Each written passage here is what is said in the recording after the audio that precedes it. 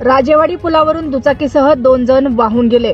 तालुक्यातील वालूर सेलू रस्त्यावर असलेल्या राजेवाडी पुलावर आज संध्याकाळी 5 वाजता दुर्दैवी घटना घडली। लोअर दुधना प्रकल्पातून पाणी सोडण्यात आल्याने दुधना नदीला मोठा पूर आला होता। अशा परिस्थितीत 2 युवकांनी दुचाकीवरून पूल ओलांडण्याचा प्रयत्न केला, मात्र पाण्याचा प्रवाह प्रचंड असल्याने त्यांचा तोल जाऊन दुचाकीसह दोघेही पुराच्या पाण्यात वाहून गेले। या घटनेनंतर परिसरात एकच खळबळ उडाली। घटनेची माहिती मिळताच तहसीलदार, तलाठी, मंडळ अधिकारी तसेच पोलीस प्रशासन घटनास्थळी दाखल झाले। स्थानिक नागरिकांनीही तात्काळ मदत कार्य सुरू केले।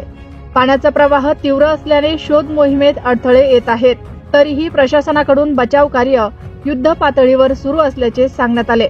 वाहून गेलेल्या व्यक्तींमध्ये एक जण वालूर येथील रहिवासी तर दुसरा गुळखंड येथील रहिवासी असल्याचे समजते। अद्याप त्यांचा ठाव ठिकाणा लागलेला नाही।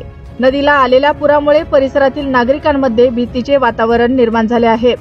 दरम्यान सतत सुरू असलेल्या पावसामुळे लोअर दुधना प्रकल्पाचे पाणी सोडण्याची वेळ आली असून दुधना नदीसह लहान मोठ्या नाल्यांनाही पूरस्थिती निर्माण झाली आहे। प्रशासनाने नागरिकांना वारंवार इशारा देऊनही अनेक जण धोकादायक ठिकाणी जात असल्याचे दिसून येत आहे। या घटनेमुळे परिसरात हळहळ व्यक्त केली जात असून गावकऱ्यांनी भविष्यात अशा परिस्थितीत पूल व नाले ओलांडण्याचा धोका पत्करू नये अशी भावना व्यक्त होत आहे।